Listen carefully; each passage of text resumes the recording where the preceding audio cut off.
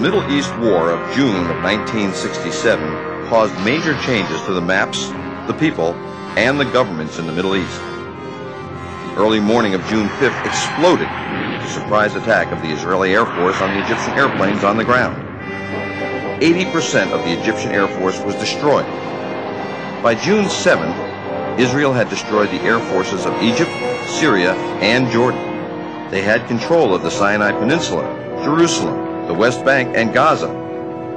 On June 8th, the USS Liberty, America's most sophisticated intelligence ship in 1967, was attacked by Israeli air and naval forces in international waters, 13 miles off of El Arish in Sinai. 34 Americans were killed.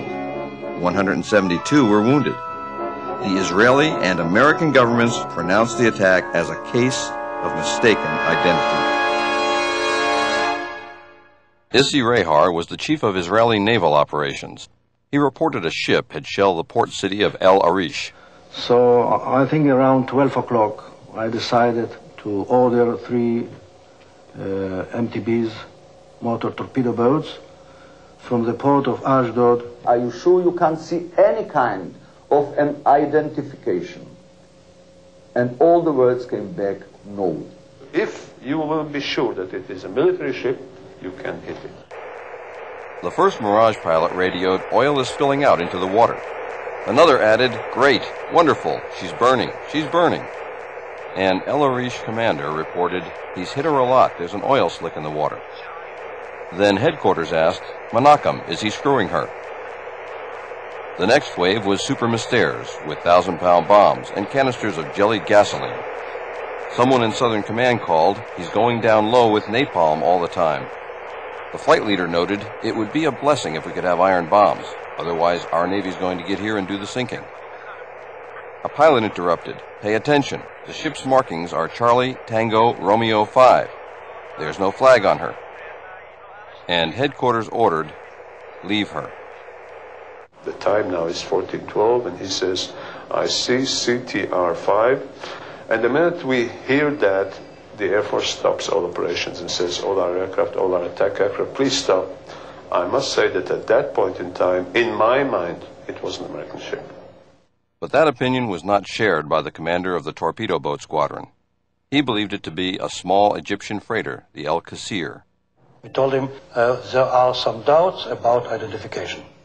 These doubts, incredibly, did not reach the commanding officer who ordered the torpedoes launched. That the order did not reach the commanding officer on the bridge where you launched the torpedoes. At about a range of 1,000 yards, or a little bit more than 1,000 yards, I ordered to prepare the torpedoes and ordered that all commanders will take the action of firing torpedoes. This is the story of the attack on the Liberty, told by Israeli and U.S. government sources. Now, we are going to show you what really happened. The survivors of the 294-man crew of the USS Liberty will tell you their story.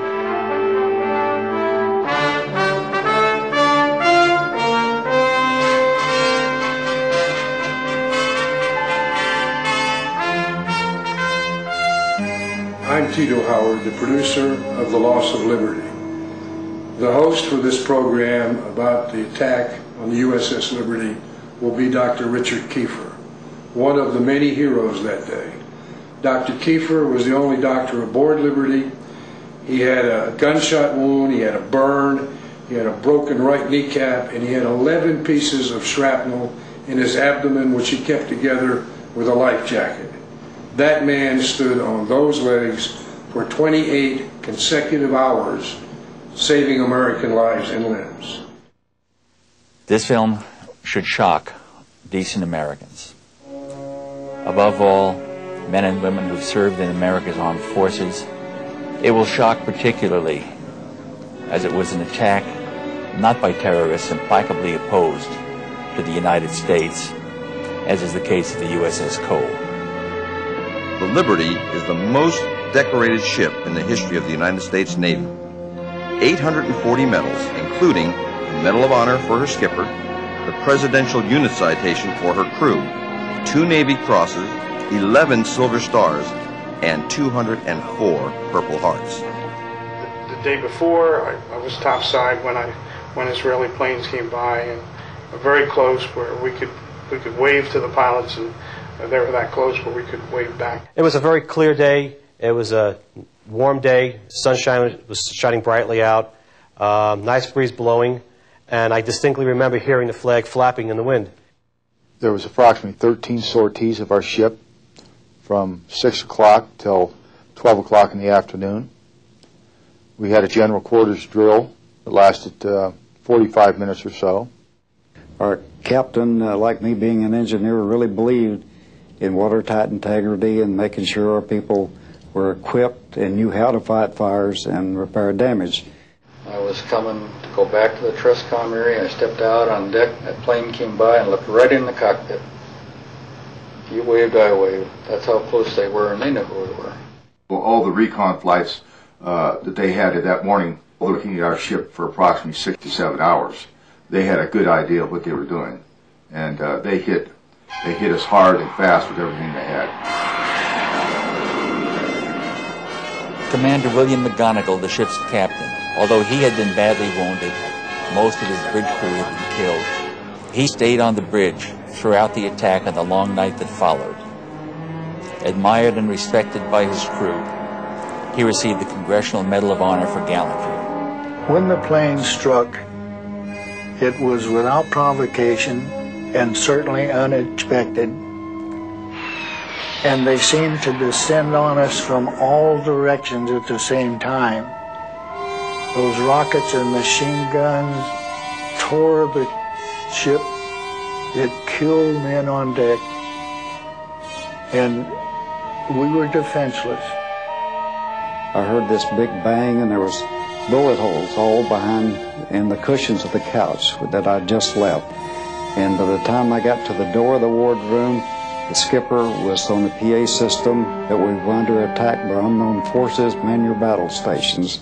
Then the regular general quarters sound alarm went off, and right across the hatch from the wardroom is where I would go through, down 2 decks to my station. When I went through there was one rocket that came through and helped me to get down 2 floors in a dead-burn hurry. When I got up off my knees down there, well, we were well under attack. And the skipper again was on the phone system telling auxiliary radio to get word out to anyone that they could that we were under attack by unknown forces and we were in the need of help. My general quarters station was radio central. It was my responsibility to keep up, ship to ship or ship to shore communications. And out on deck in radio central, we were taking rounds through the bulkheads. There was a 2 55-gallon drums of gasoline just outside the bulkhead on the 01 level that had caught fire from the strafing run, and that was heating that outside bulkhead and peeling the paint off on the inside. There was a lot of smoke in the compartment.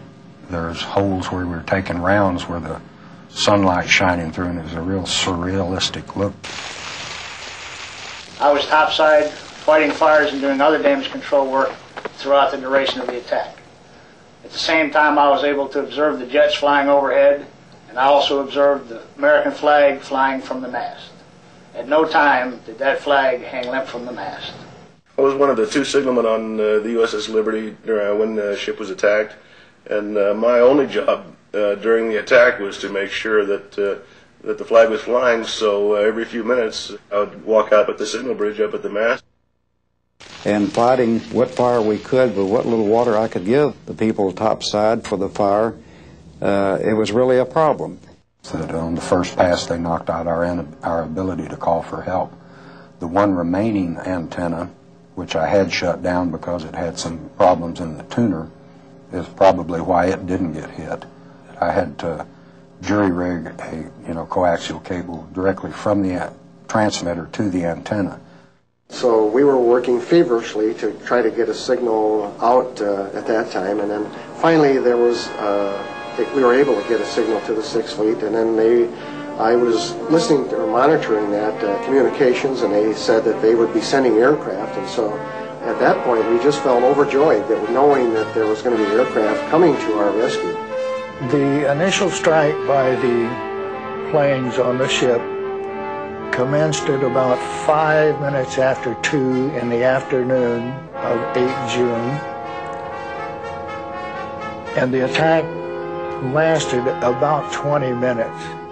The ship was fired at from port to starboard, starboard to port, stem to stern, and there was not a single compartment above the waterline that did not have one or more direct penetration by a rocket, machine gun, and they also dropped napalm on the bridge of the ship.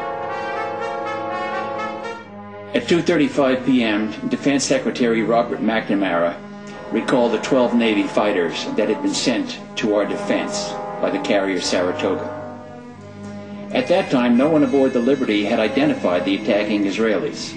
It was 1.5 hours later that our embassy in Israel first told Washington that Israelis had attacked a ship, possibly a U.S. Navy ship.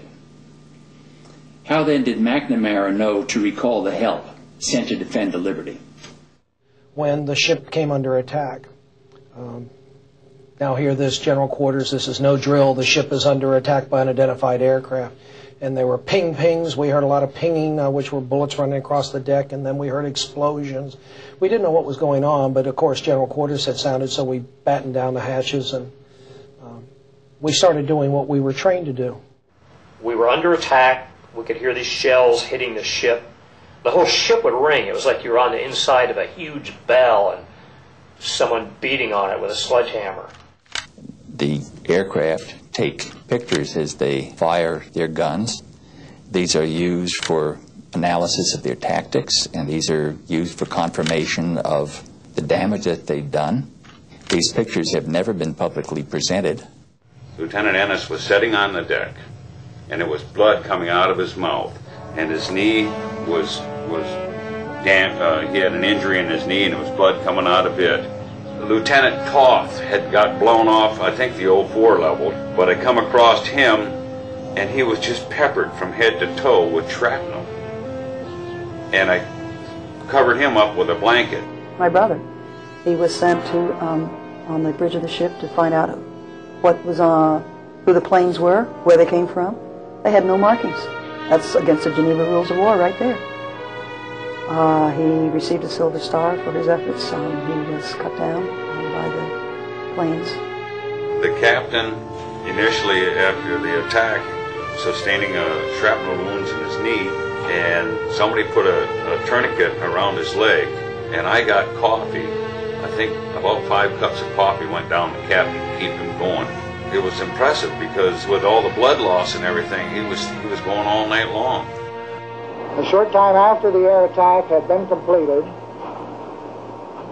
the 3 torpedo boats approached us from our starboard quarter at high speed and in an apparent torpedo launch attitude. The 3 Israeli torpedo boats fired 6 torpedoes at the Liberty. Because of Captain McGonagall's handling of the ship, 5 missed. Intelligence base was destroyed. 25 American sailors died almost instantly. This hole in the side was in excess of 40 feet in diameter. You could put your whole house in that hole. And we were right in the middle of it. We couldn't believe what we saw. You couldn't walk around that part of the deck without stepping on a piece of someone. In fact, Phil Turney and myself had found a shoe with a foot still in it. I do remember the alarm for standby to abandon ship. Don't leave your station yet. They were preparing to, and then that was called off because apparently the life rafts had been shot up.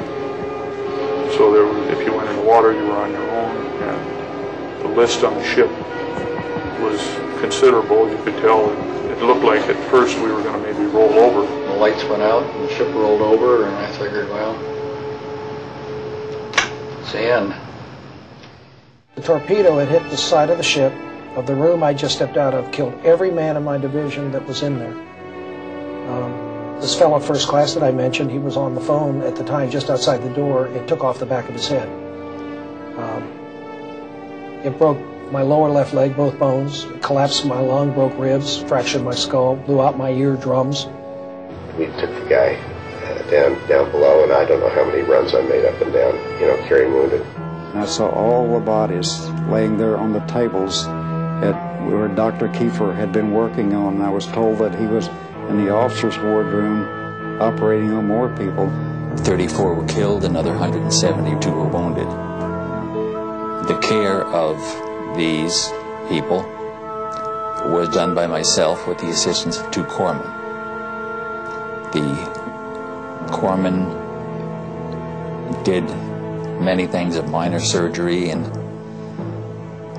I just had so much to do keeping people together, keeping their limbs attached to their body.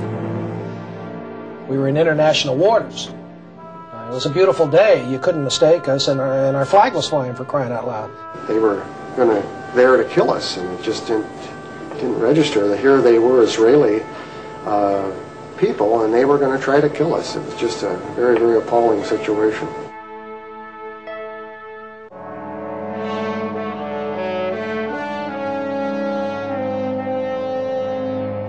A strange quiet descended on the Liberty crew. After the explosion, the pounding of machine gun bullets slowed and stopped. Fires were put out. The stunned, angry, and exhausted crew caught their collective breath.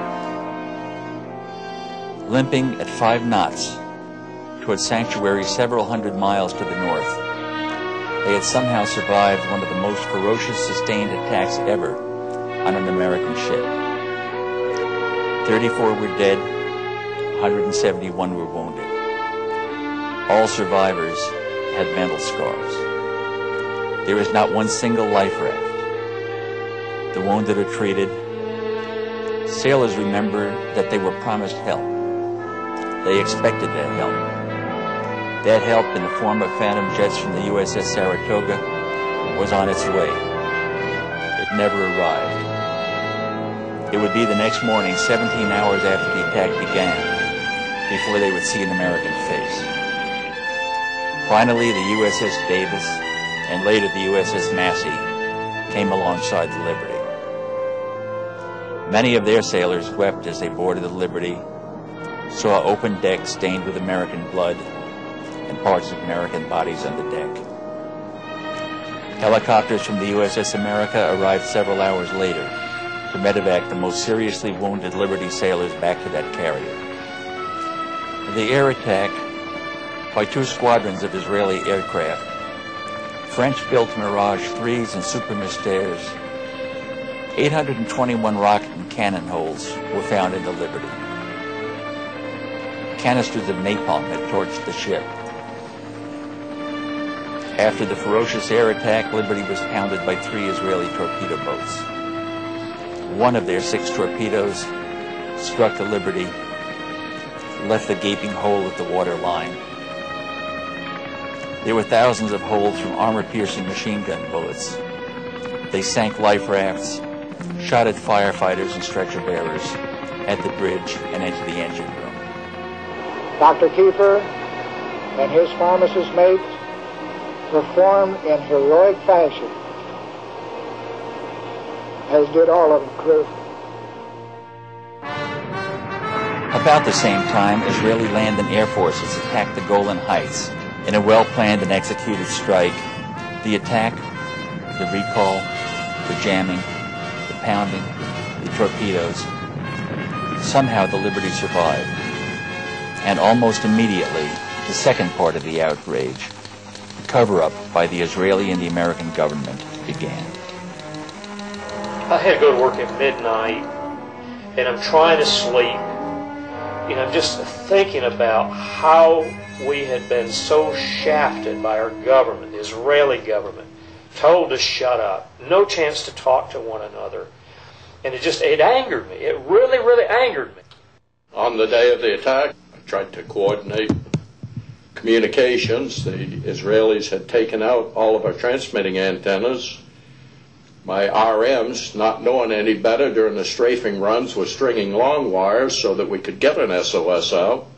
And thanks to them, the ones that survived, we did get an SOS out to the USS America. Without George Golden, the ship would have sunk. Had it sunk, I assume when debris washed ashore the next day, it would have been blamed on Egypt. Many, many miracles that day. I shouldn't be here. After watertight integrity had been established and the hatch had been sealed, they reopened it as I floated by. Bud Schnell, went down and pulled me out. I'm not supposed to be here. None of us should be alive today. Much to my dismay, I personally witnessed the machine gunning of life rafts as they floated by the Israeli torpedo boat crew members, raked the life rafts thoroughly with machine gun fire, making sure that if there had been anyone in the life rafts, they would not have survived. After the Israeli torpedo blew a huge hole in the Liberty, the last 3 life rafts were put over the side. Israeli torpedo boats sank 2 of those rafts, took the 3rd aboard. We were left with no rafts, nothing that could float. Shooting life rafts on a ship in distress is a war crime. Worst of all is what our government is doing to cover all this whole thing up. When I heard that Johnson, in the heat of the battle, was telling the Admiral Geis of the 6th Fleet that he didn't give a damn if every man drowned and the ship sinks. He said, I don't give a damn if every man drowns and the ship sinks. I don't want to embarrass our allies. That made me sort of wonder, with unmarked planes, how did he know it was our allies?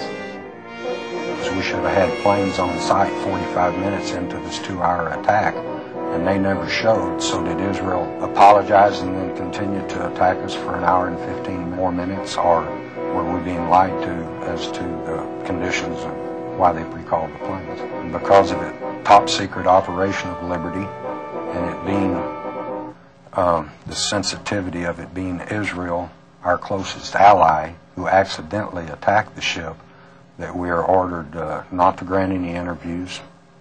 You know, don't discuss this among yourselves, referring to the attack.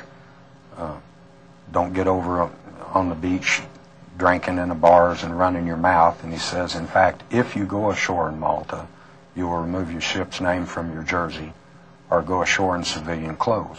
Well, another light goes off in my mind. Here's a flag admiral in the middle of the gung-ho 6th Fleet telling enlisted men to go ashore in civilian clothes that we're not even authorized to possess.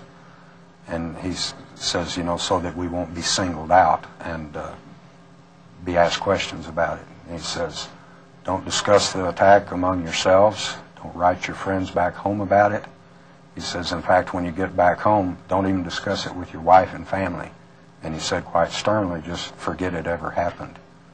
And he says that repercussions for violating these orders to silence could result in your court-martial, imprisonment for violating national security, or worse. I noticed a very large helicopter with Israeli markings hovering very close to us.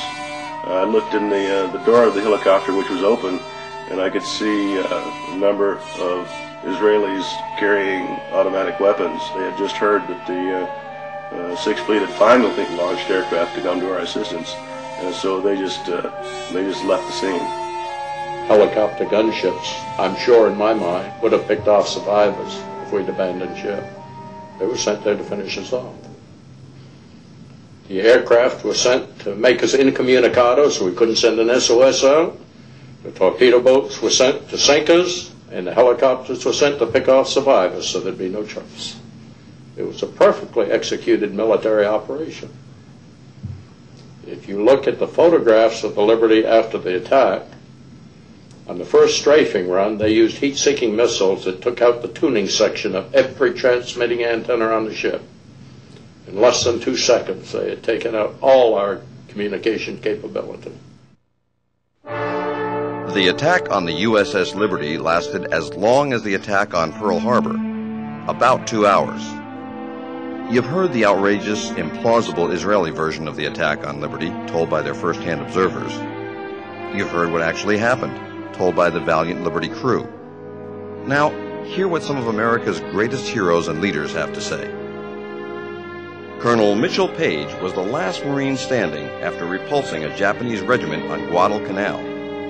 We all know that this was in international waters. It was an unprovoked, intentional attack on a U.S. vessel with one objective: to sink it and kill all aboard. Unprovoked attack. I think it was dastardly. I think it was a betrayal of any friendship that we may have had with that nation, and I think that it should be exposed to the entire world and all brought out so that the whole world would know the actual truth about that particular day in 1967. And very widely could see this was an American ship. And not only did the Israelis attack it, they did this with their Army, Navy, and Air Force. Though badly wounded, Navy Master Chief Bob Bush held off a Japanese advance while saving his commanding officer's life. You know, it's impossible for me to figure out why maybe I would sit here and attack you when we're friends. I mean, they're getting our money to buy those French airplanes, and then they turn around and attack our ship when they can see that it's our ship. It's absolutely uncalled for. Army Colonel Lou Millett led the last bayonet charge against vastly superior Chinese forces in Korea. I was in World War II. I studied all the different types of aircraft so that when I shot at a plane, I made sure I was shooting at the enemy and not ours. They know what those ships look like, and if they don't, I can't conceive that they don't know. I do know this. It was a criminal act. It was an act of war. It's as bad as Vietnam, allowing people who would try to save people from tyranny to die for nothing. Admiral Thomas Moorer is the longest-serving active four-star admiral in American history. He is the only American admiral to have commanded both the Atlantic and Pacific fleets. He was head of NATO forces, served as Chief of Naval Operations, and Chairman of the Joint Chiefs of Staff for 2 terms. The Navy's chief fighter, the F-14 Tomcat, was named after Admiral Tom Moorer. The question is, if the Israelis thought the frequencies they jammed were in fact broadcast by the Egyptian ship, why did they jam the American frequencies? There's no question about the fact that the jamming of the Liberty frequencies was deliberate and was undoubtedly ordered by high authority. Since a large part of the casualties were caused by torpedo boats, could have been prevented from making those attacks by the aircraft that were on their way to help when they were recalled. Admiral Arleigh Burke was known as Mr. Navy. His long and illustrious career was capped by him becoming the Chief of Naval Operations. The high-tech modern American Navy destroyers were named the Arleigh E. Burke class of destroyer. And don't know yet why we didn't protect that ship. I don't know why the Israelis would take such terrific chances. It must have been something that was very important to them to decide to attack without considering the probability of war. Recuperating from serious throat surgery, the Saratoga skipper, Joe Tully, spoke about the launch and recall of protective aircraft. I had launch ready at that time 12 aircraft, conventionally armed, and I immediately launched them. And to my surprise, the America did not launch. About the same time, a message came from Rear Admiral Larry Geis, who was the Carrier Division commander, and who was not the officer in tactical command, but who was senior to me, who had somehow been given tactical command or assumed it, ordering the strike aircraft to return to Saratoga. And it was the first time that the hot line, the red line between Washington and Moscow, had been activated.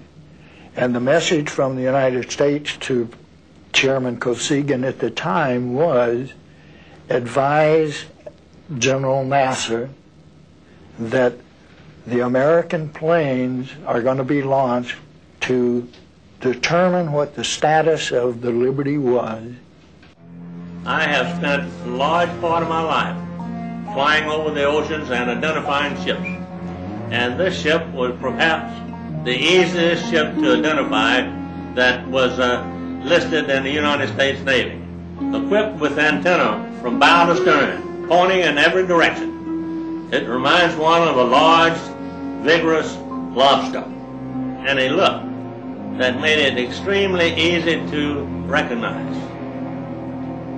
And so I will never buy the idea that the pilots thought this was some other ship. And it appeared from the ferocity of the attack that the intent of the attackers was to sink the ship. Maybe they hoped to have no survivors so that they would not be held accountable for the attack after it occurred. We didn't know who was attacking us. They didn't know who was attacking us. I don't know how Washington can say, don't go, because they're friends of ours. So that's the thing that's always bothered me right there. I never myself accepted the Israeli purported explanation. Accidents don't occur through repeated attacks by surface vessels and by aircraft. It obviously was a decision taken pretty high up on the Israeli side because it involved combined forces. The ship was flying an American flag. Even if it had been unidentified from an Israeli point of view, it was a reckless thing for them to do. Suppose it had been a Soviet ship. That could have produced very large problems indeed. George Ball, the brilliant and courageous Undersecretary of State at the time of the '67 war, wrote about the attack on the Liberty subsequently. He said, "The ultimate lesson of the Liberty attack was that it had far more effect on policy in Israel than in America. Israel's leaders concluded that nothing they might do would offend the Americans to the point of reprisal. If America's leaders did not have the courage to punish Israel for the blatant murder of American citizens, it seemed clear that their American friends would let them get away with almost anything."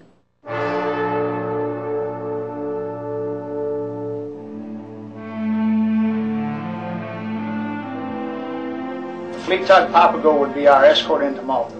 The divers rigged a large canvas over the torpedo hull, and it was secured in place using ropes that were passed under the hull and over the main deck. Once the canvas was in place, the Liberty could proceed under its own power towards Malta. Once we were in dry dock in Malta, then came the gruesome task of removing the bodies and the debris from the research vessels. I was unfortunate enough to draw the first shift as part of our division, which would be used to cut the debris away from the bodies so they could be removed from the research bases.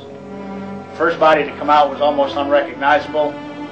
Due to being in salt water for 6 days, the body was almost completely hairless. We fingerprinted the body, put it in a body bag, and moved it out of the spaces. This continued through the night and on into the next day. After 33 days in Malta and the Liberty was repaired, we brought the ship back to Norfolk. Now it was over. The Liberty was home. Over. It will never be over until the truth is known. The cover-up began with the report of the casualties. The first word that we had out was before the torpedo attack that we had 9 dead and 75 wounded.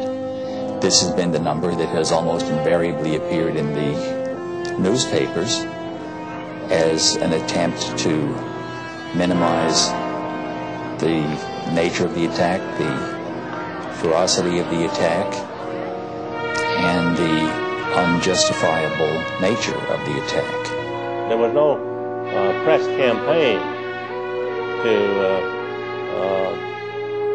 cover this in its entirety for the benefit of the American people.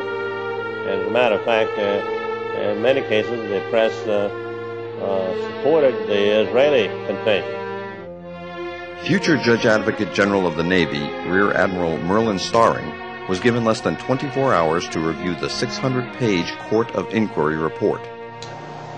In the course of my career as a Navy lawyer, I have been called upon to review and take actions upon hundreds of investigations of various degrees of importance and volume.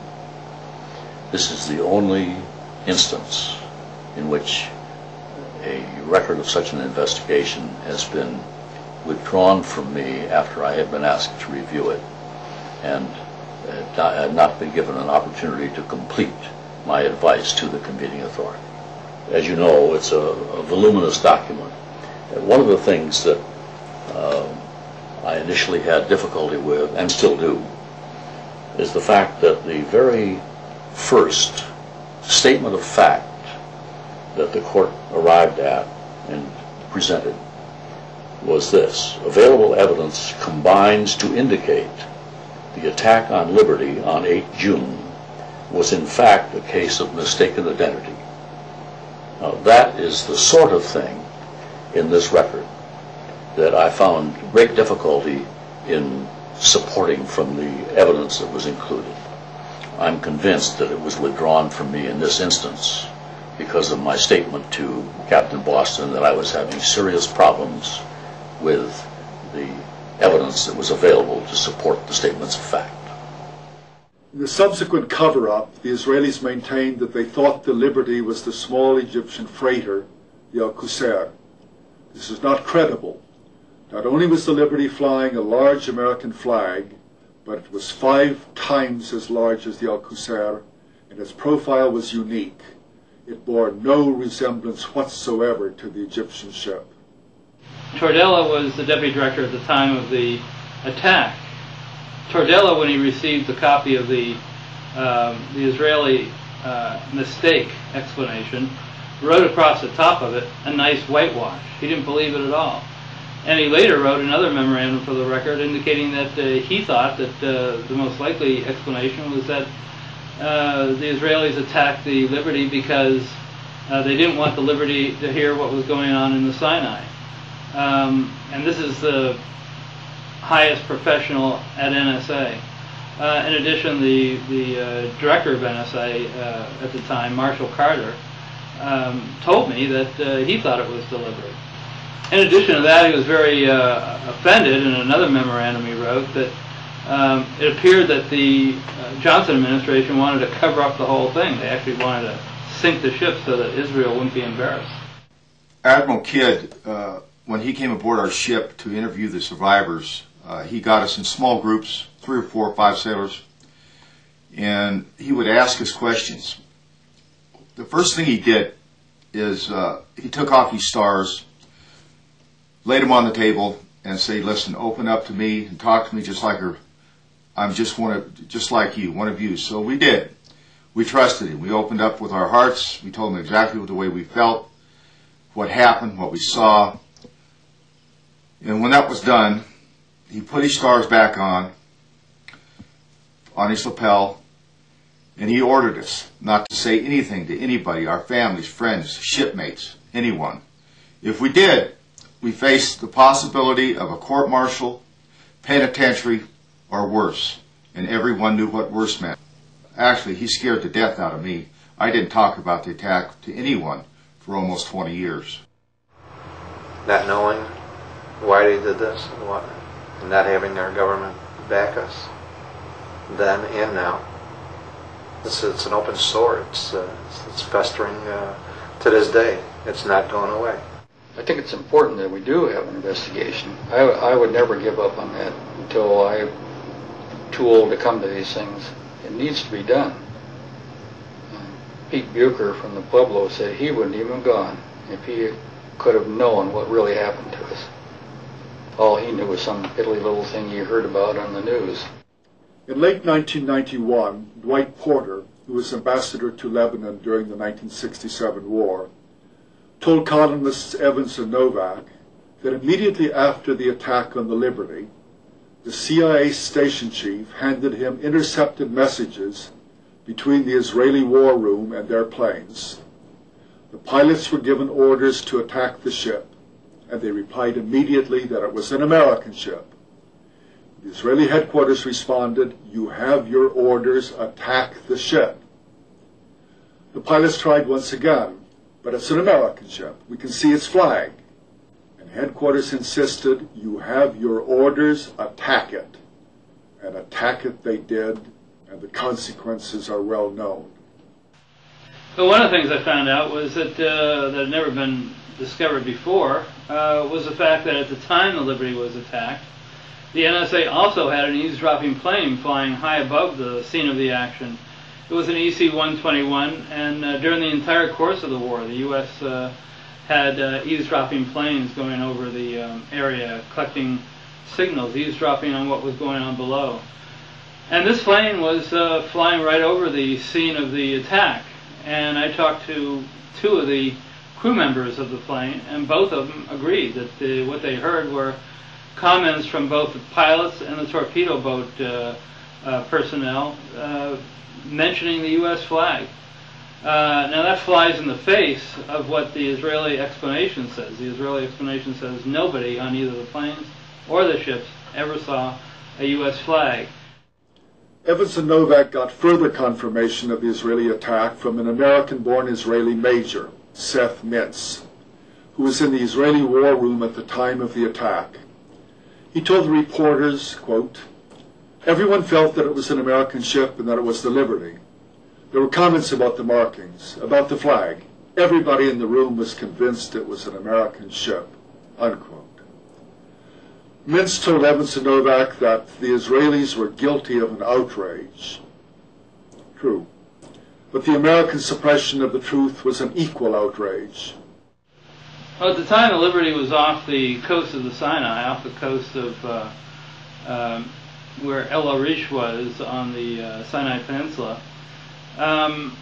According to Israeli military historians who wrote reports of it at the time, and other eyewitnesses, the Israeli military was killing prisoners, Egyptian prisoners, committing war crimes, desperate acts of war crimes in order to, so they wouldn't have to transport the prisoners because they had no place to put the prisoners. They decided to take the most expedient method and just kill them.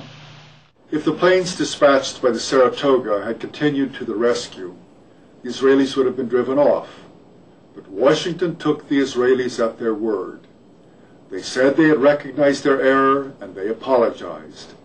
And the attack had already stopped, they said, but they were lying.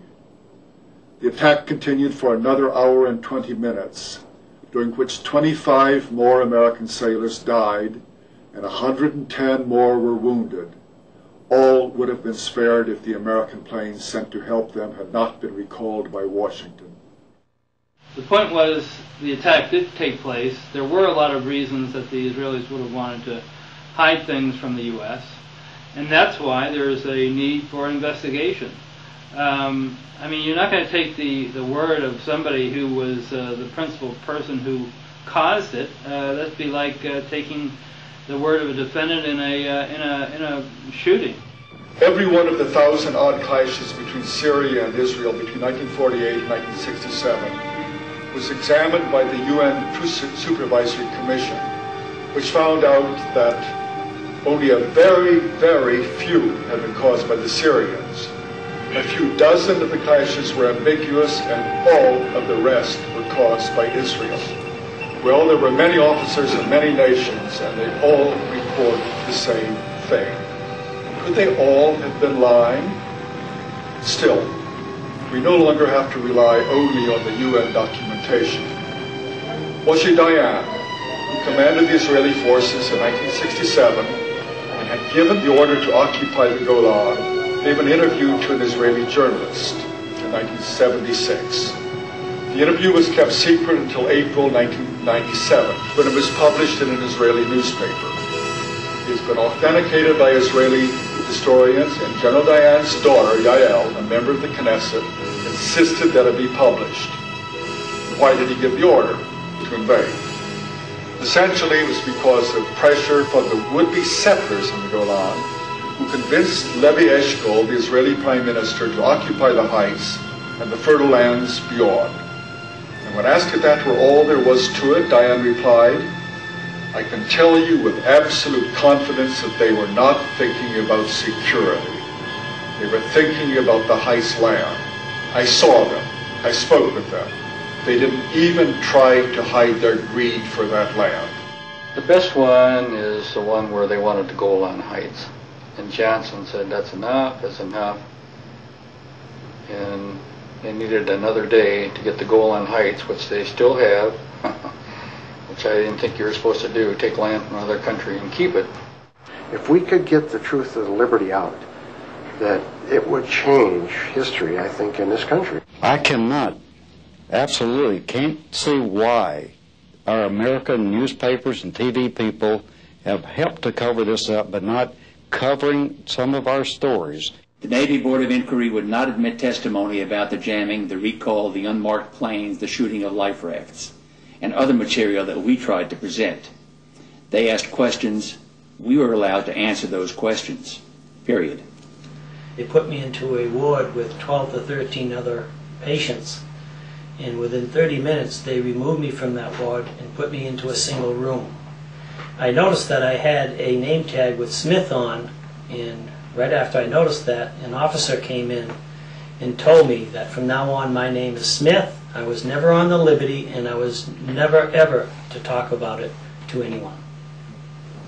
I still have 53 pieces of shrapnel in me today.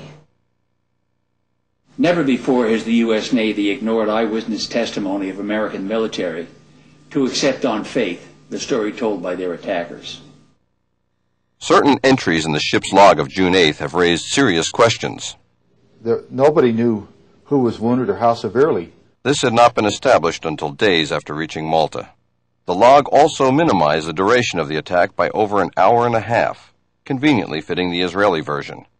It then documented the number of wounded not as the actual 172, but at the widely published media figure of 75. It should be a congressional committee, both Senate and House, to examine all the data available. And it's getting late to do this because, like McGonigal, God bless his soul, is gone. I know that Bill was on board the USS Liberty, and the ship was off the coast at Gaza Strip, as I recall, and yet our government put it in writing in the United States Senate book of Congressional Medal of Honor recipients that he received his medal for action in Vietnam. Now, to me, that is one of the worst cover-ups in American history. How low can our government go? And it's something that I'd like to see totally investigated and a closure of this issue, because I think President Johnson was the villain on it. I think he recalled the people that were to defend this ship. I have never accepted the Israeli explanation, and so far as I am concerned, the affair of the USS Liberty remains a scar on the relations between Israel and the United States. Things like this don't happen. Things are caused to happen. There must be some reason why more is not known. There must be some reason why we didn't react more deliberately, more directly, more positively, as we have reacted many times in our history before and since.